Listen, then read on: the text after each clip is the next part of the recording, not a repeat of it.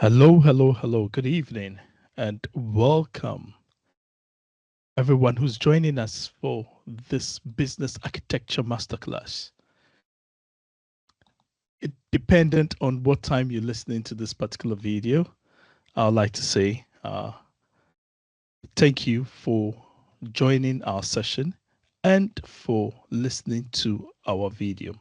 Today's session is going to be focused on practical business architecture. We are going to look at it in the lens of what business architecture can help organizations deliver. Today, our focus is practical business architecture and how we, whether we work in whatever environment we are working in, can benefit from using business architecture artifacts. I've got a couple of people who've brought in their AI friends, and that's quite interesting. Vicky, you've got your note taker, and we've got the read AI messages. And this, the world we live in today, we are experiencing so many changes, and those changes require a lot of adaptation by organizations. My background has been supporting organizations going through transformation and enabling those organizations with the right frameworks and tools to help them on their journey. And I'm going to be a bit agnostic based on the framework we are going to use and bring in some key concepts that can support our understanding of business architecture. And I'm focusing on making it very practical for everyone's understanding and also to build that knowledge base where when we go to work tomorrow, we can ask the right questions around business architecture. So, as a business enterprise architect at Lit, I support the organization when we are engaging with clients to understand and take a holistic look at their organizations. What we always aim to do is to make sure that when we interact with clients, we just don't take the problem as it is. We take a bird's eye view and then bring in the right frameworks and architecture to support with the delivery. So, our mission as an organization is to drive measurable change in how organizations deliver and capture value. And that should be your mission and focus as well when it comes to business architecture. If you are supporting the organization on the business architecture journey, you should help the organization understand how it can deliver value. Looking at the concepts of business architecture, those are building blocks that would enable us to take a good understanding of the entire organization. But these concepts must be told with a story so that you can have stakeholders buying in to why we are doing this. As a business architect, you find yourself creating quite a lot of artifacts. And these artifacts would help the organization understand where it currently is and focus on where it should be. So, creating all these artifacts, you could find yourself being the only user of the artifacts.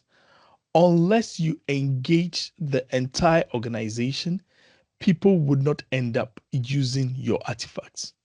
So, an important element of business architecture is ensuring that you tell the story to support everyone in the organization to build a good appreciation of what we are doing as a business architect. I'll also tell stories of how we've used and practiced architecture with clients so that when you also start looking at it from that lens, from that view, you are able to tell that particular story. Remember, as business architects, we are taking different looks at the organization, and all these views would enable us build a better picture and understanding of the organization.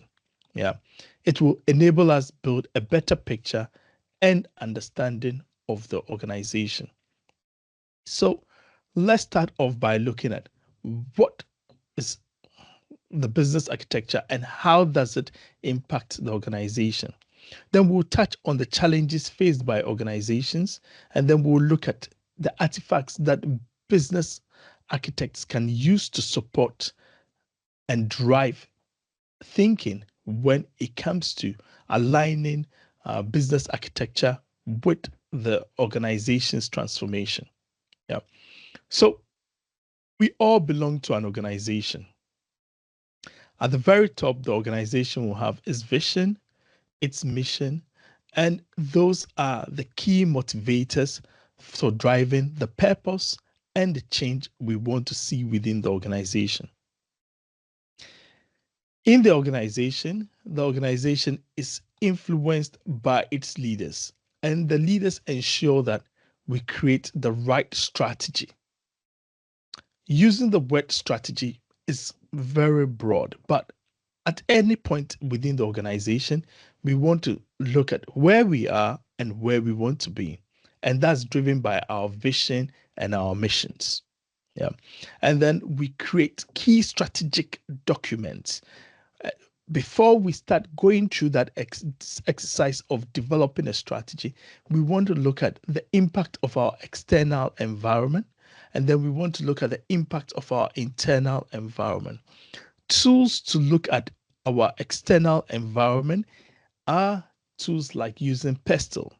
What's the political impact? What's the economic impact? What's the social? What's the technological? What's the legal? And what's the economic impact?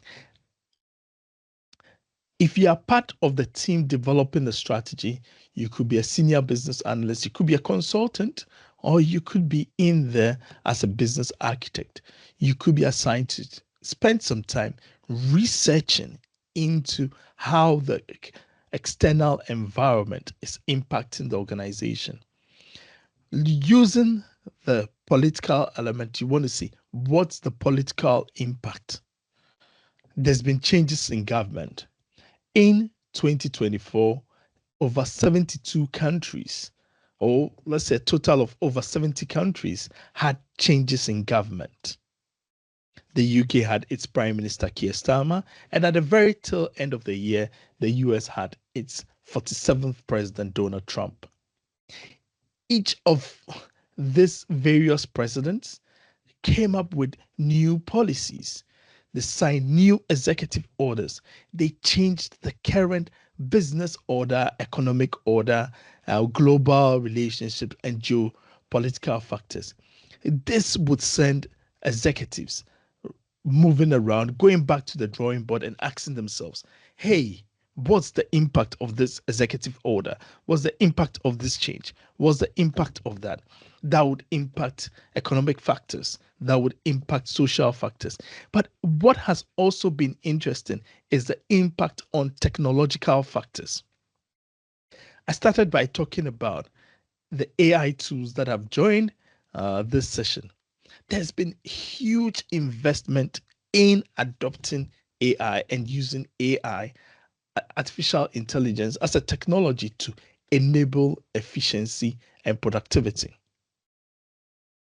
Pharrell Williams was talking at the recent um, AI summit in Paris, and one of the key things he said is we shouldn't be afraid of AI. And when you look at those huge investments in technology, we organizations have to look at how we can make changes to either adapt fast or be a relic of the past, like Nokia, Kodak.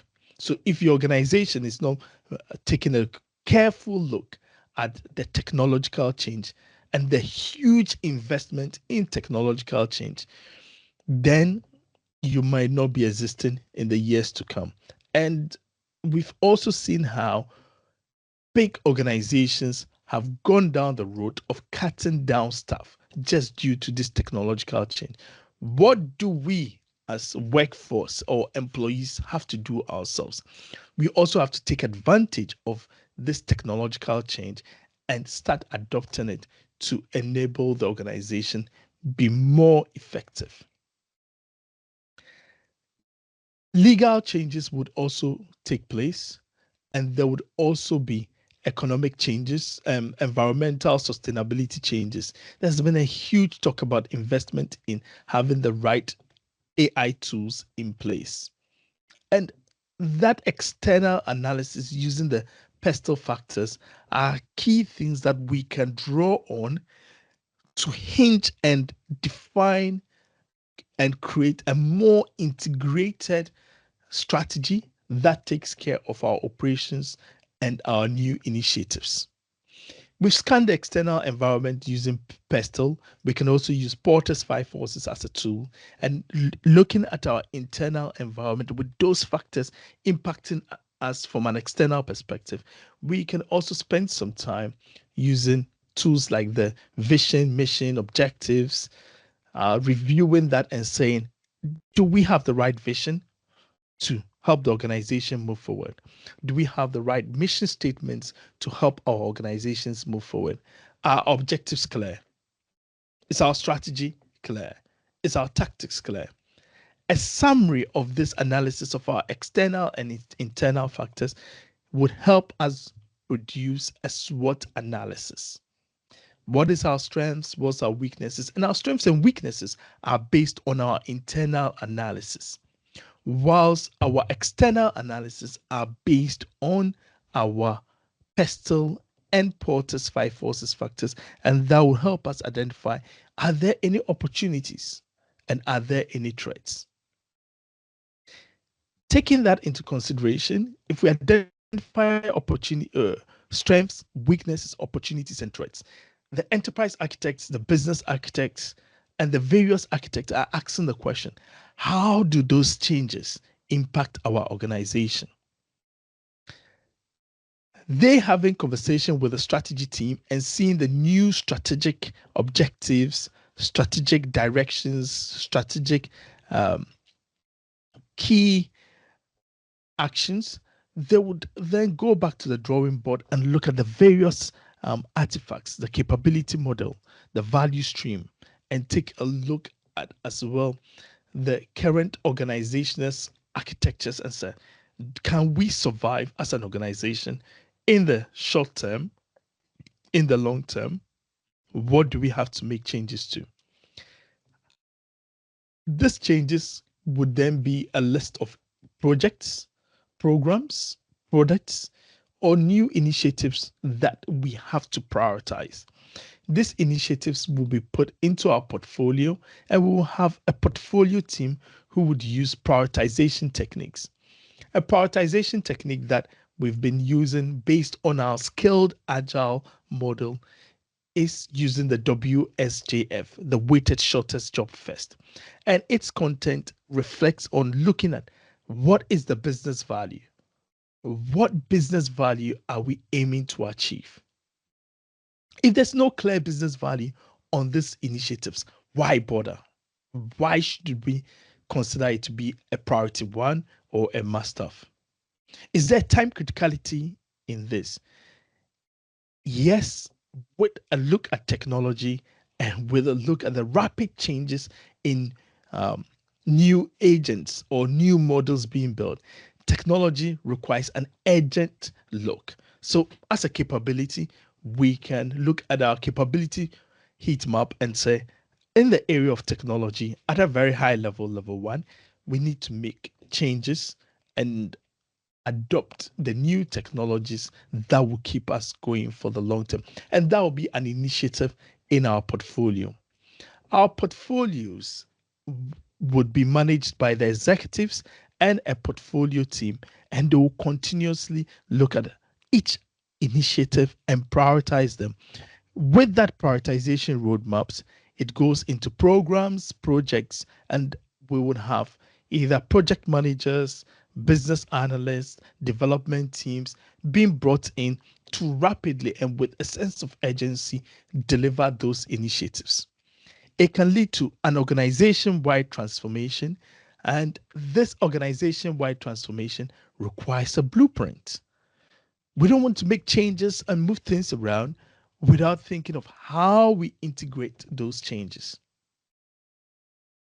If we integrate them well, we have business benefits. A failure to integrate the changes from a people, technology perspective or from a business perspective, it can lead to um, the organization either going bankrupt or not being able to deliver these initiatives. There are so many case studies out there of organizations that have implemented transformations that have failed.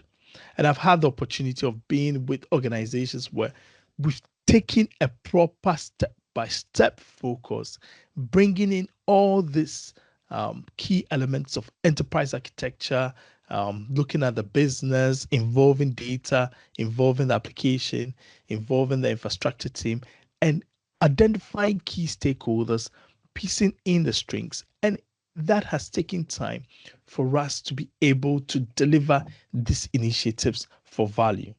They are very expensive projects. If not delivered on time, can impact the organization. And when delivered, we can have more business benefits, either tangible or intangible. As we deliver these initiatives, we want to measure and ensure that we are performing as we initially said we would do.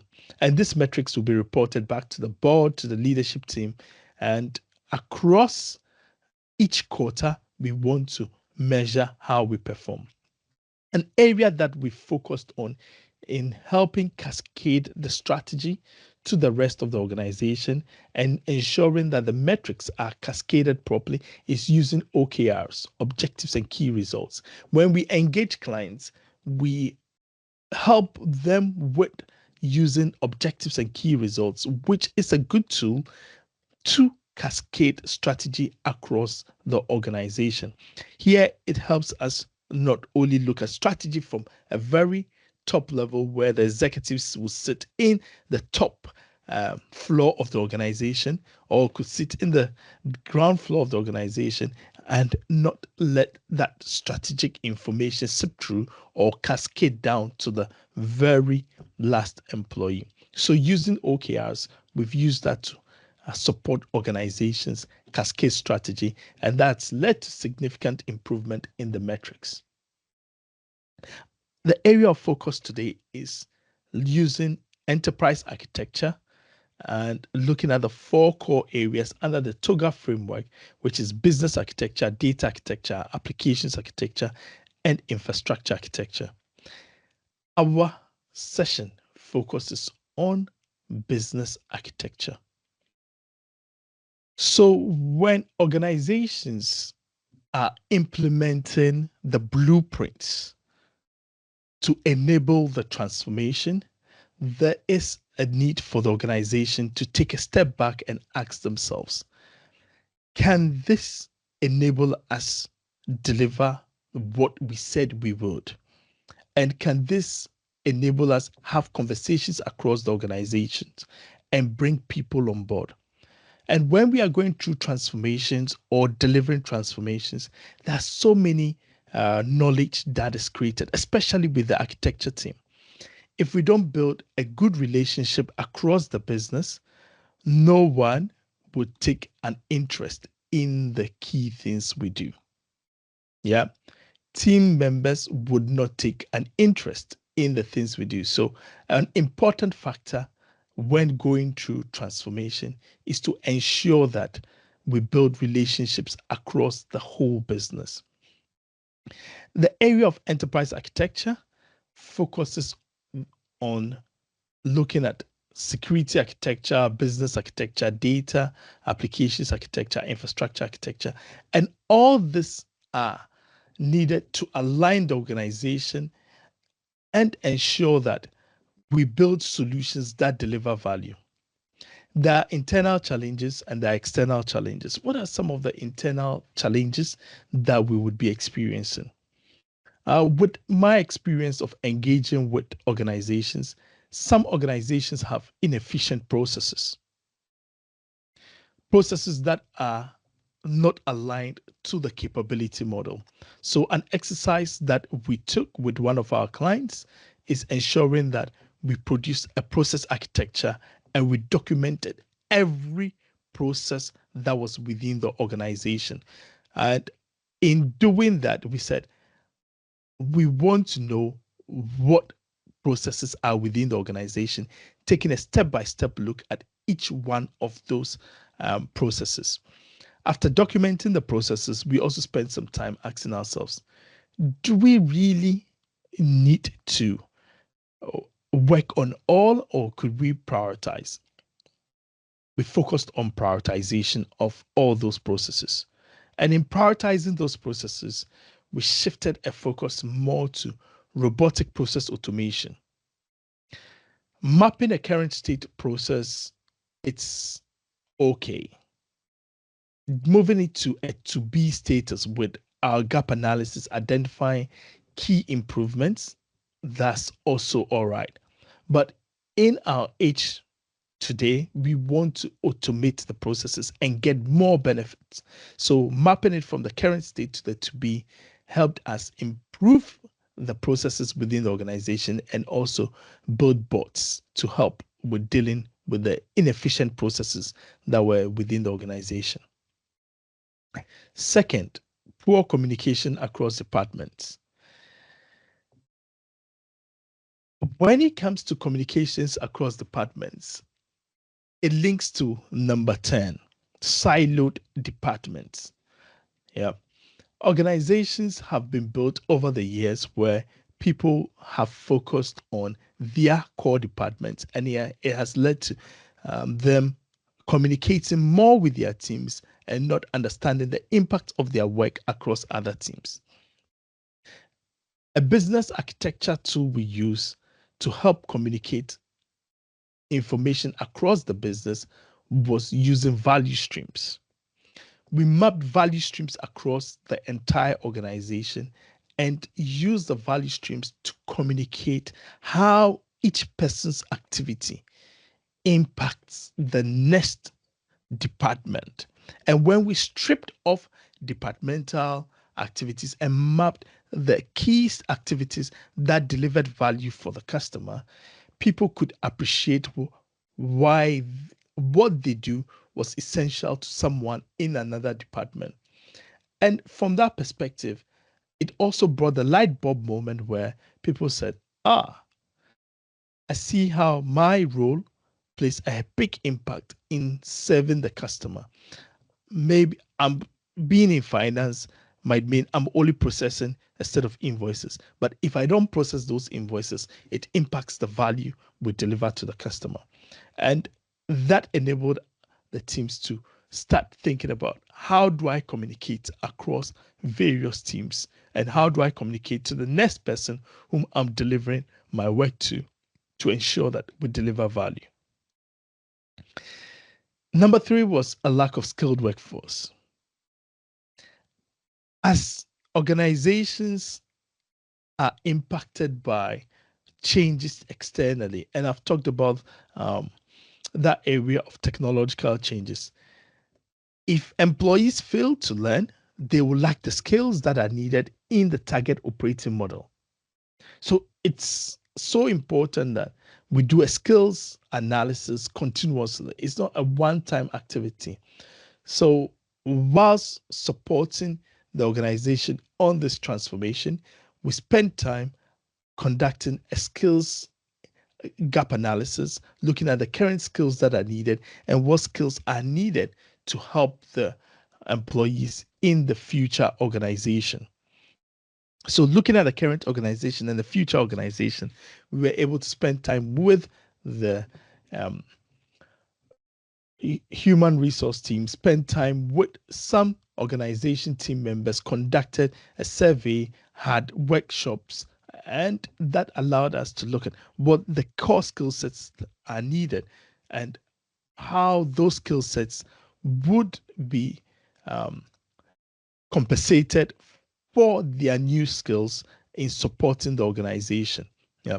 So that led to some training that was required to upgrade people from where they are and serve as an enabler. And this was linked to the business architecture work we were doing.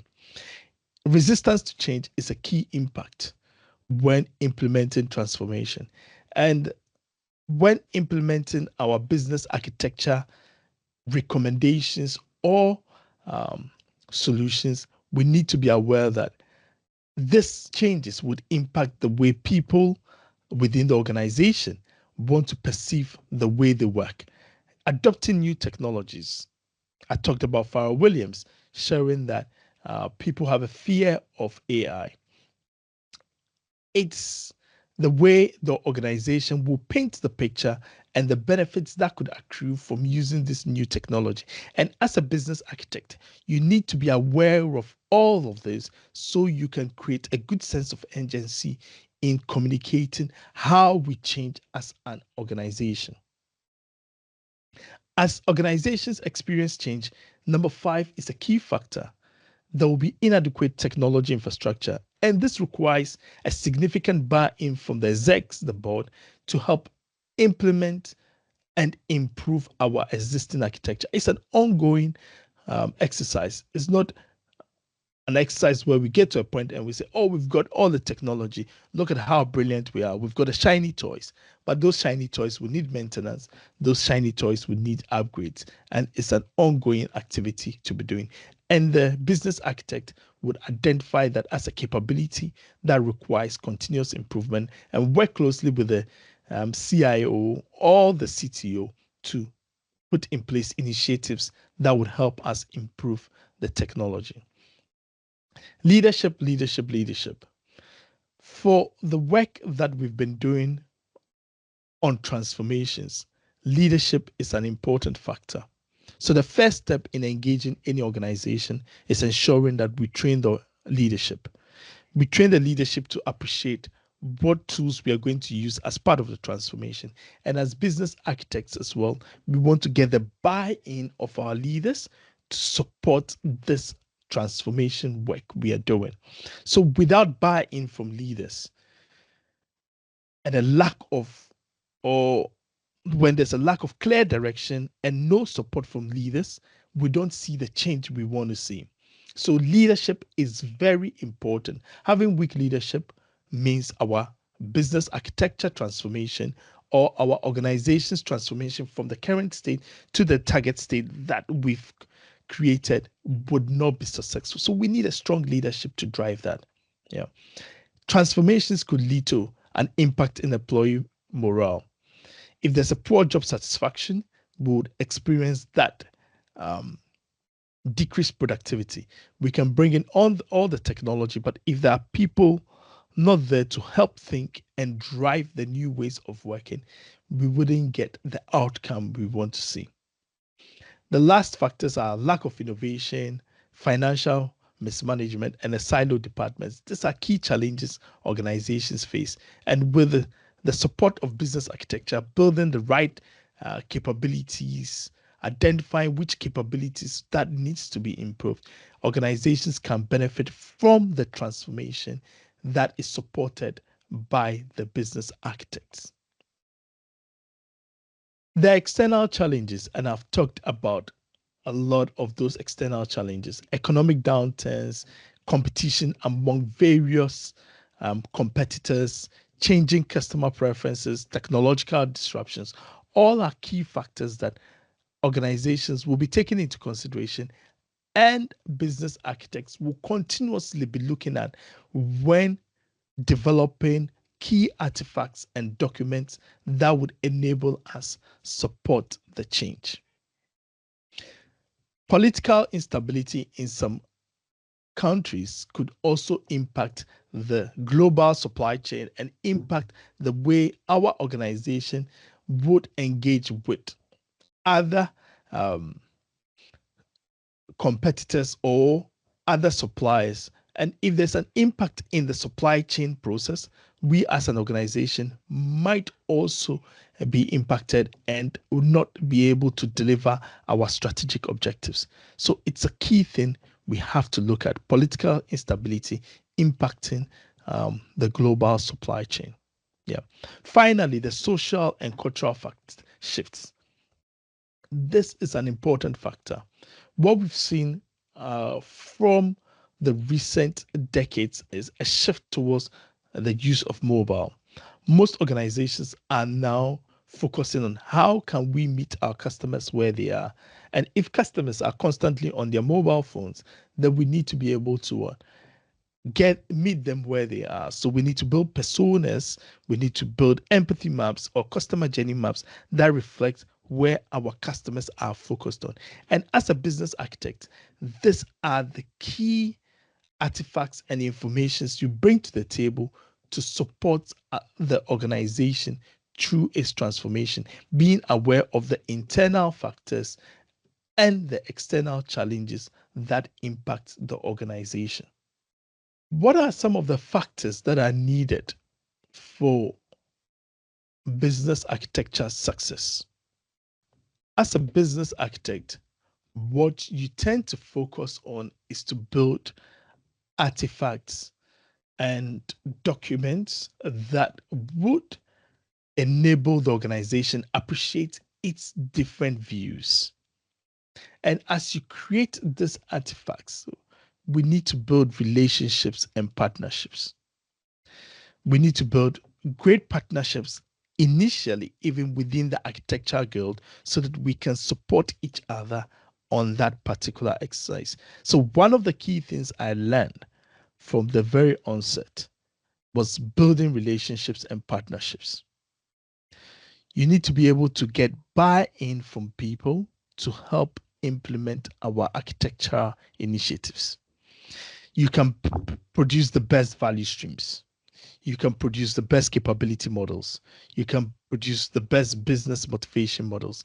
If you fail to build business relationships and partnerships across the organizations, your documents won't be used, your documents won't be updated, and people would not join the transformation. So, number one key factor for business architecture success is building relationships and partnerships. This is one of the key things my mentors discussed with me and said, William, as a transformation consultant supporting organizations, what you really have to do is to be able to build relationships and partnerships to support architectural implementations. In doing that, you would have the artifacts that you've documented, the business views that you've documented, they would be used and people will come on board during the transformation. So build relationships and partnerships to help drive this change. There must be an unwavering business focus. As business architects, we are there to drive the business change, and we need to be aware of the core objectives to ensure that all our architectural decisions and our architectural artifacts contribute towards the strategic goals. This is a practical session. This is focused on ensuring that we understand the key things we have to do to support as business architects. So, having an unwavering business focus. If you are involved in implementing the business architecture across the organization, you would be faced with challenges and you'll be faced with pushbacks on how you understand the organization. So if you build relationship with an unwavering focus on the organization, you are able to ensure that your architectural decisions are supporting the strategic goals. And the strategic goals can also be found in the balanced scorecard, and you want to always align the strategic goals from your balanced scorecard or from the strategic documents with your conversations with stakeholders and ensure that at each stage you are focused on delivering the business outcomes that would make us sustainable and profitable and customer centric. Yeah. Vision and dedication, I talked about the need for leadership. Yeah. And it's crucial for driving the long-term success of business architecture efforts. Business architecture efforts within the organization can be seen as a cost center instead of a profit center if not well communicated, because we are not directly impacting what the customer will benefit from the organization. So, with the support of leadership, we should be able to drive conversations where our architectural artifacts, our architectural engagements are focused on helping the organization deliver value to its customers. A key tool or a key artifact is using the balance scorecard and using the value stream map. We spent so much time in creating the value stream map, and it helped the organization understand the key stages involved in delivering value to the customer. We used that to communicate to the execs, and the execs saw it as a document where, or as an artifact that when they went to the various areas of the business, they could communicate how each person was delivering value. So when you create documents that enable leaders to see how it connects to the vision and is driving the business value, then you have that leadership support and you will have success with your architecture efforts. So have a vision and dedication to delivering business value continuously and let all your architecture support that. Producing business architecture artifacts, we need a suitable level of detail. Are we moving from level 0 to level 4? Or are we moving from level 0, 1, 2, 3, and 4? Dependent on the sense of urgency around certain areas. So when we've built our capability map, we focus on certain key areas and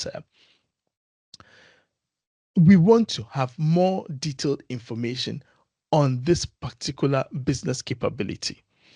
I'll talk about HR and look at the level of details needed. Dependent on the level of detail we want to communicate, we are able to say, okay, we're going to document a high level HR as a business partner. Then what are the core elements of HR? That will be a level 2. And then pick one of the core elements and go into detail, pick an element, and then either produce a process map that will help us go into detail in that area, identify all the key artifacts. We can't go into detail for all the artifacts because we don't have all the time, all the resources. So there needs to be a balance in documenting our architectural documents. And we only have to present what the stakeholders would like to see. Opening the entire canvas might be overwhelming for stakeholders, but showing them and focusing their views on a particular area helps them appreciate it, and then slowly it can help them open up and look at all the areas that need improvement. As business architects, our focus should be helping the organizations through its change, and the change can be a big transformation. And effective change management is an important element of our business architectural efforts. Going through change, it impacts multiple areas of the business. And as we deliver our transformational initiatives, we need to ensure that the business continues to run whilst we also focus on introducing new change. One of the words an executive shared was running the business and improving the business. They need to go together. Just because you are introducing a transformation does not mean we stop running the business. Running the business brings profitability. Yeah. And when we are introducing change, we need to introduce the change in an effective way to minimize disruption across the business. That is why our architectural artifacts, either from a business architecture, data architecture, application architecture, will serve as a blueprint to understand how the organization works. And in implementing those changes, we will go back to our architectural documents and say, if we have to introduce this new system, which areas do we have to work on to minimize the dependencies or to integrate effectively to deliver those outcomes. So change management from a people, from a system, from a process, or if we take a holistic view, change management using the puppet model from a people, organization, process, and technology is something that we continuously have to focus on, draw a roadmap for to minimize disruption across the business. Our architectural exercise would be enabling us identify gaps within the organization. And these gaps could be delivered as projects, or it could also identify products to be delivered. And when delivering projects, we need to have the right skilled team members with the right tools to support with this particular change. An interesting story out there is when you have a hammer can be a tool that can be used for multiple items.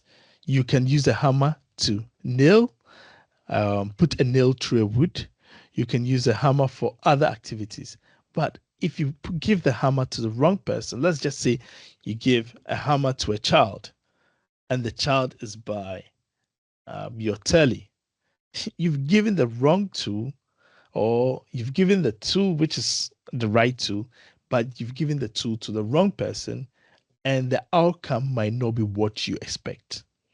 So, when delivering change, we need to ensure that the outcomes of the change deliver business value, and we are bringing in the right tools that would enable the organization in its transformation journey. Yeah. So, the projects that we deliver must ensure that what we introduce into the organization does not cause chaos, but enables the organization deliver value. As part of our architectural transformation, we'll be supporting the organization in the delivery of its products and services. Transforming the organization through projects. Projects are short term, but when we look at our products and services, they are those that will be of benefit to our customers.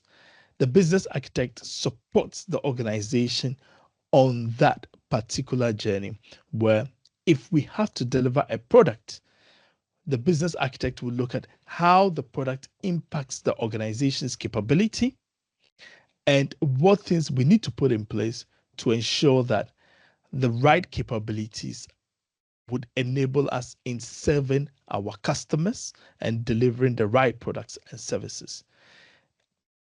A capability heat map showing areas that we need to improve is an important artifact that can be communicated continuously in our engagement with the various teams in delivering our transformation.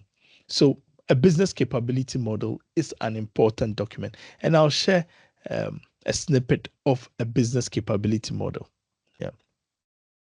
Finally, for business architecture success, it needs a big focus on customer centricity.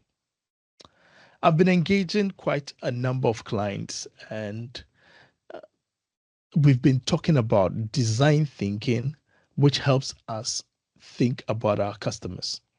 And in our discussion this evening, I've mentioned quite a lot of frameworks: TOGAF, Zachman, design thinking, process architecture, data architecture, business architecture.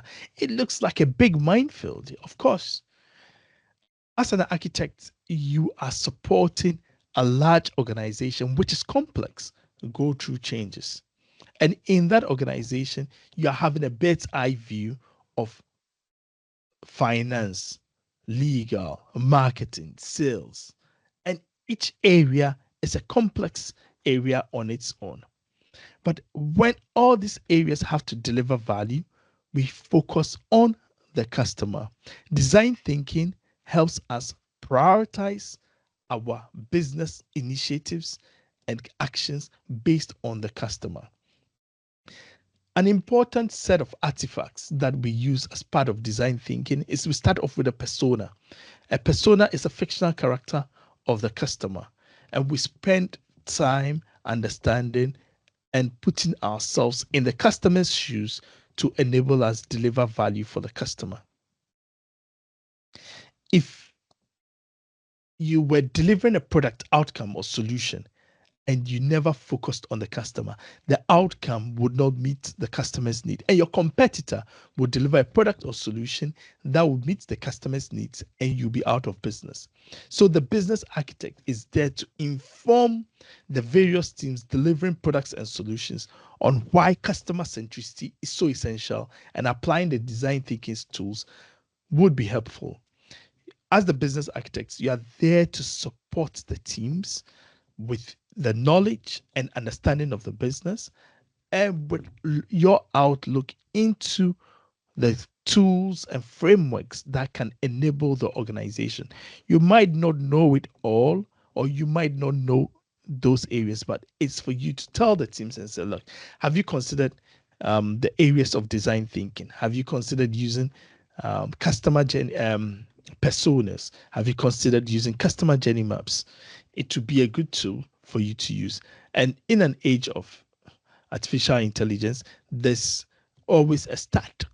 You could start by asking ChatGPT or um, Google uh, Gemini, what is this? And Google Gemini can take you on the journey, support you in creating the necessary artifacts.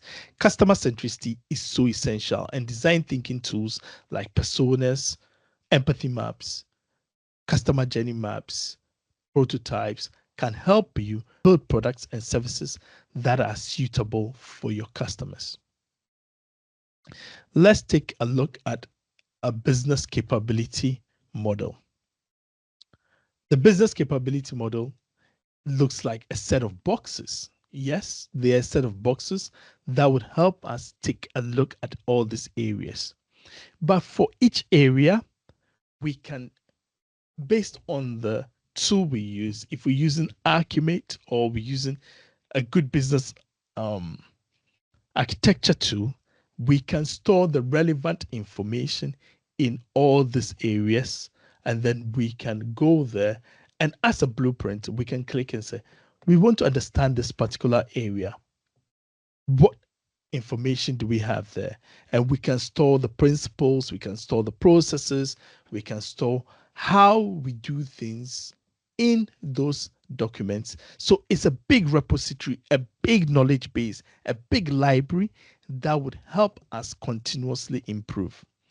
And when documenting your business architecture artifact, you need to create a set of principles and a set of guidelines as to what level of detail you want to go into when creating these capability models.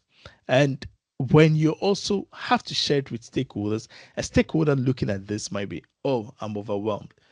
Can we draw down into one particular area? Yes, you can click on one particular area and then dive in. So you could start off at a level one, which is a high level where the stakeholder knows, oh, I'm going to focus on customer management. But when they want to go into deeper, you can say, okay, a sub capability on customer management is how we attract our customers. What, and this will be a level two, and then from there we could go into the level three elements. It's something we have to agree among our teams as to how we document and communicate our business architecture documents. So a business capability model is an absolute good document to communicate. A value stream is a great document that can be used to communicate business value to our customers. Yeah. I have talked about the areas of business architecture, and I've just talked about business capability model. There are other models, and it's not a good time to bore you with so much models. But what I would like to discuss before we wrap up is the benefits of business architecture. Business architecture enables strategic alignment, and that is an area that I'm so passionate about. Without a clear organization strategy, which is influenced by our vision, our mission, our objectives, our strategy, and tactics, we cannot survive the changes in our business environment. A clear business architecture would enable us navigate complexity. In this current market, we've looked at the internal challenges and we've looked at the external challenges. There are a lot of complexities with all of this. If you don't have a blueprint of your organization, you're unable to benefit from the benefits of business architecture. When you take a look at the blueprint of building a house, we need a blueprint from the architect to help us build a beautiful house or to help us put in place a house that anyone would want to live in. And if you're building a very complex house, and for it to look the way you want it, you would need to make sure that you have a clear architectural blueprint for that. So, for us to be able to have the organization deliver its strategic benefits, we need a clear blueprint, and business architecture can help us have that clear blueprint and support the organization in its delivery. With the business architecture artifacts, we are able to navigate complexity with the internal and external challenges. And as a business architect, you are able to help champion innovation across the organization. Without a clear set of understanding of the organization, we might have projects that are disjointed. We might not be able to bring in new initiatives. And we are unable to support new ideas. So, as a business architect, when we have a clear set of blueprints, we are able to support the organization, bring in new changes, lead the market, and also drive key changes within our organizations. Yeah. So having a clear set of business architecture documents can help us champion innovations across the organization and support the delivery of such innovations. Yeah. With business architecture, we are able to support the transformation within the organization and serve as transformational leaders. Change is complex, change is difficult, change is tough. But if you can give people a roadmap, a guide, it allows teams to be able to go through all these changes and then be able to agree on where they are going. So having that clear roadmap supports the organization go through the challenges it has to go through. This is a very key benefit of business architecture. Yeah. With business architecture, we are able to also drive customer-centric projects and customer-centric products that deliver value to our customers. And with those clear set of artifacts, we are able to go back and say, okay, which areas within the business are delivering value, which areas are not delivering value. And our value stream map and our business capability map will work closely together to support that particular change. So having those artifacts, having a design thinking mindset, we are able to deliver customer-centric products and strategies that would help our customers. Finally, with our business architecture, we are able to ensure that there's financial prudence and organizational stewardship. If you are involved in delivering a project and the project is over budget, it's not been delivered in time, that's poor organizational stewardship. Our business architects are there to support us, ensure that projects that won't deliver value in the short, medium, and long term can be stopped, and we would invest funds into projects that deliver value.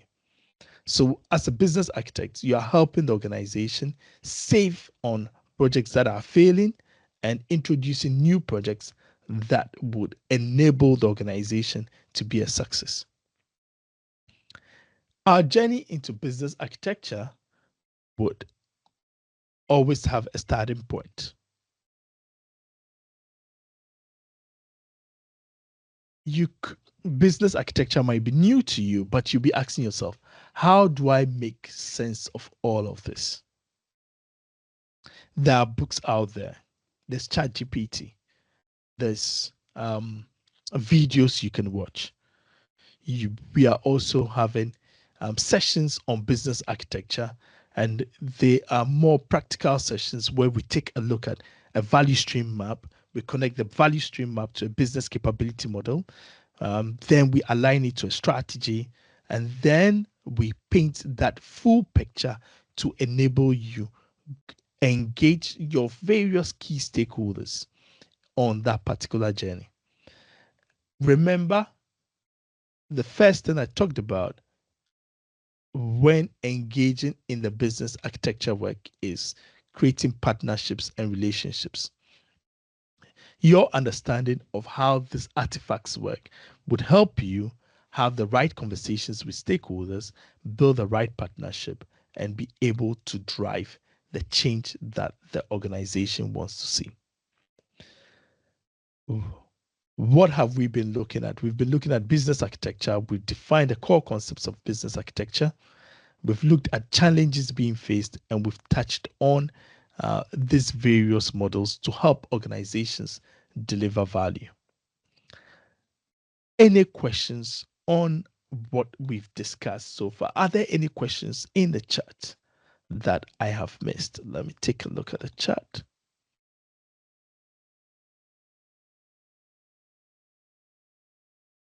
Are there any questions in the chat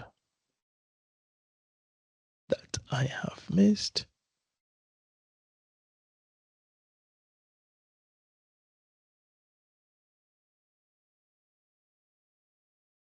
No questions in the chat. No questions in the chat. Okay.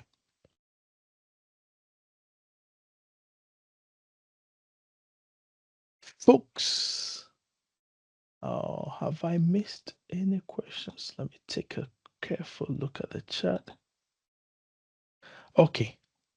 Please, are you going to share this? Yes, definitely. I'm going to share all the slides on our business architecture introduction. What is a direct line career, streamlined career to pursue as a business architect? Yeah. Is business architecture similar to product architecture and management? Yeah. So the journey into business architecture is one that if you're a business analyst, you can then, with your appreciation of the core concepts of business architecture, it helps you move into a senior BA role and you are able to have the right conversations. I've seen business analysts with 5-10 years experience who've taken the business architecture course, then move into business architect's role by telling the business, I appreciate business architecture. I understand what they do. I can produce the artifacts. I can build relationships. And this is what I've done so far in my role as a business analyst to support our business architecture guild. And it's an opportunity for you to start having discussions and going into that role. In whatever role you are in, you can go into business architecture, but the first starting point is having an appreciation of the frameworks. Being able to think strategically is key. A question I do ask people who want to go into business architecture first is, do you know the vision and mission of the organization you work for? If you can remember that off head or at any particular point in time, then you are on the road to business architecture. So for those who've attended tonight's session, I would recommend the first thing you have to go look at is embedding the organization's vision and mission and finding the strategic document that exists within the organization and reading it through. You could say, oh, I work in projects, I don't need to understand those. But hey, if a strategy changes, your project can be cancelled.